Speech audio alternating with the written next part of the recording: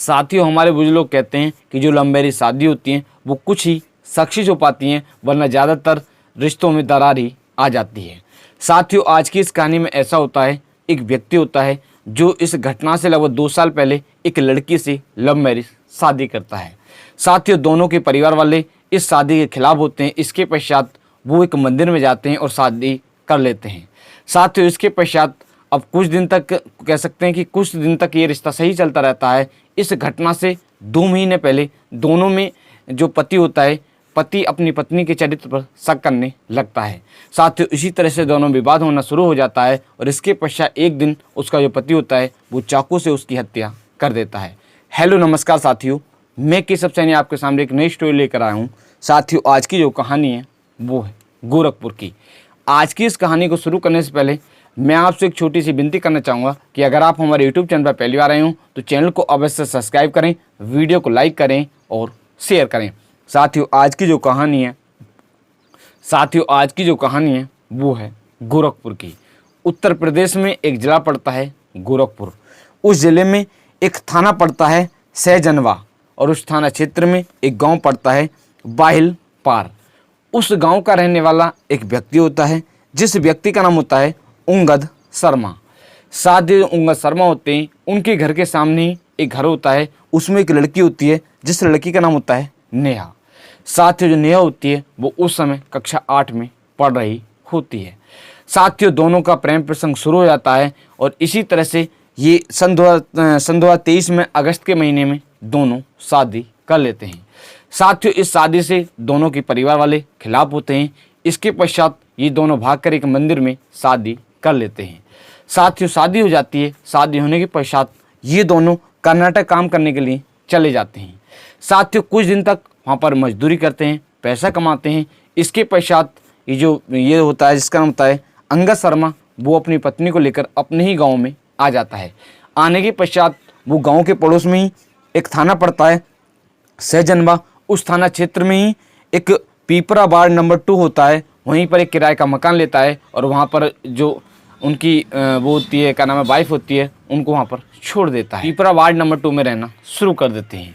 साथियों, इसके पश्चात जो ये होती है जिसका नाम होता है नेहा, वो उनकी एक बड़ी बहन होती है जिसका नाम होता है सुनीला, वो एक थाना पड़ता है गीड़ा।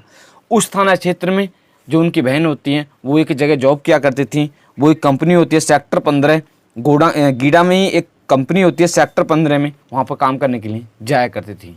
साथियों, साथ साथ ये जो होती है, जो इनकी पत्नी होती है जिसका मतलब नेहा भी उनके साथ काम करना जाना शुरू कर देती हैं। साथियों, अब ये इस घटना से कुछ दिन पहले जो वहाँ पर ये तमिलनाडु में, वहाँ पे क्या नाम है, तमिलनाडु में काम किया करते थे, वहाँ से आ जाते हैं। आने के पश्चात अब साथियों, ये जब वहाँ से आ जाते हैं, आने के पश्चात वो एक दिन जो उनकी पत्नी होती है, उनकी पत्नी को किसी से फ़ोन पर बात करते हुए देखते हैं। साथियों, उनकी जो पत्नी होती है, जब उनसे पूछताछ करते हैं तो वो बताते हैं कि ऐसे ऐसे मैं किसी प्रोजेक्ट के बारे में जो कंपनी का कोई व्यक्ति होता है उससे बात कर रही हूँ। साथियों, इसके पश्चात उनकी जो पत्नी होती है वो लगातार जिस कंपनी में काम करने के लिए जाया करती थी उसमें जाना शुरू कर देती है। साथियों, अब ये यहाँ पर आ जाते हैं। आने के पश्चात अब वो डेली का उस कंपनी में जॉब करने के लिए जाया करती थी, तो वो इससे मना करते हैं कि ऐसे ऐसे आप उस कंपनी में जॉब करने के लिए मत जाया करो। क्योंकि साथियों, वो वहाँ पर कंपनी में जॉब करने के लिए जाती थी तो वो किसी दिन वो शाम के समय लेट आया करती थी, तो इनको अपनी पत्नी पर शक होना शुरू हो जाता है। इनकी जो पत्नी होती है वो कभी कभी जो कंपनी के व्यक्ति होते हैं या किसी भी व्यक्ति से फ़ोन पर बात किया करती थी। ये बात इनको काफ़ी गलत लगती थी। ये बार बार अपनी पत्नी से कहते थे कि ऐसे ऐसे आप उस कंपनी में जॉब करना बंद कर दें, मगर वो मना करती थी। इसके पश्चात दोनों में इसी बात को लेकर आए दिन झगड़ा हुआ करता था। साथियों, अब इसी तरह झगड़ा चलता रहता है। अब 3 जून सन 2025 को फिर दोबारा से दोनों पति पत्नी में इसी बात को लेकर झगड़ा होता है कि ऐसे से तुम कंपनी में जाना बंद कर दो।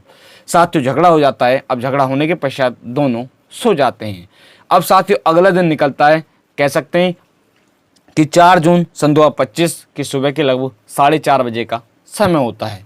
साथियों, उनकी जो पत्नी होती है वो कंपनी में जॉब करने के लिए, ड्यूटी करने के लिए तैयार हो रही होती है। इसी बीच फिर दोबारा से दोनों में झगड़ा होना शुरू हो जाता है। साथियों, अब उसके जो पति होते हैं उनको काफ़ी गुस्सा आ जाता है। वो एक चाकू लेते हैं और चाकू से जो उनकी पत्नी होती है उस पर वार कर देते हैं। कह सकते हैं कि वो इतना वार करते हैं कि उसकी हत्या हो जाती है। हत्या करने के पश्चात वो उसके सबके पास लगभग 1 घंटे तक बैठे रहते हैं। इसके पश्चात वहाँ पर एक थाना पड़ता है, जो सहजनवा थाना पड़ता है। उस थाने में जाते हैं, जो पुलिस की टीम होती है उनसे कहते हैं कि ऐसे ऐसे मैंने अपनी पत्नी की हत्या कर दी, आप उसके सबको ले आएँ। साथ ही इसके पश्चात जो पुलिस होती है, पुलिस की टीम घबरा जाती है और उनको लेकर जहाँ पर लड़की का शव होता है वहाँ पर लेकर जाती है। जाने के पश्चात जो महिला होती है, जो ये होती है, इसका नाम होता है नेहा। नेहा का जो जहाँ पर शव पड़ा हुआ होता है, वो पुलिस वाले वहाँ पर पहुँचते हैं, देखते हैं तो उसका एक बेड होता है, बेड पर शव पड़ा हुआ होता है और जो बरामदा होता है उसमें भी खून बिखरा हुआ होता है। कह सकते हैं कि वहाँ पर बह रहा होता है। साथ ही जो पुलिस होती है वो उस सबको बरामद करती है और इसके पश्चात जो लड़की होती है, या कह सकते हैं कि जो नेहा होती है, नेहा के घर वालों को सूचना दे दी जाती है।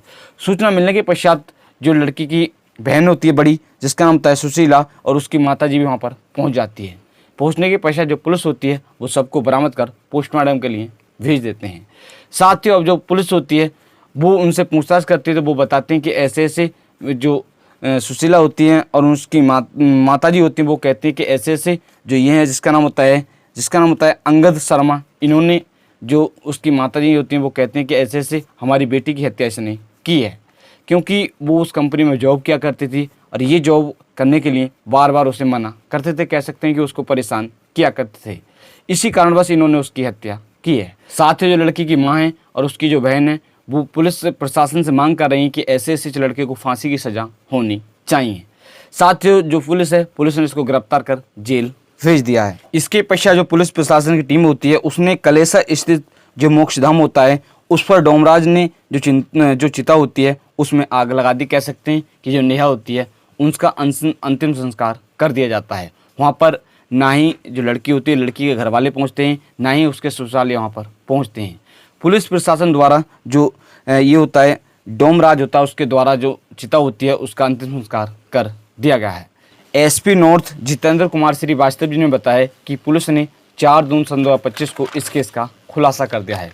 पुलिस ने जो मृतक के पति होते हैं, जिसका नाम होता है अंगद शर्मा, उनको गिरफ्तार कर लिया है। गिरफ्तार करने के पश्चात उनसे पूछताछ की जाती है तो उन्होंने इस जुर्म को कबूल कर लिया है और जो भी पूरी कहानी होती है उसके बारे में वो बताते हैं।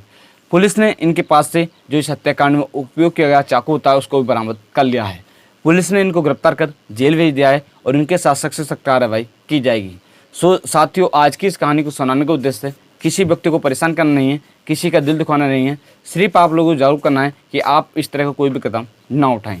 साथियों, आज की जो कहानी है, इस कहानी को मैंने कुछ न्यूज़ के माध्यम से पढ़कर आप लोगों को सुनाया था, जैसे दैनिक भास्कर न्यूज़, नवभारत न्यूज़, आज तक न्यूज़, अमर उजाला न्यूज़ और हिंदुस्तान न्यूज़।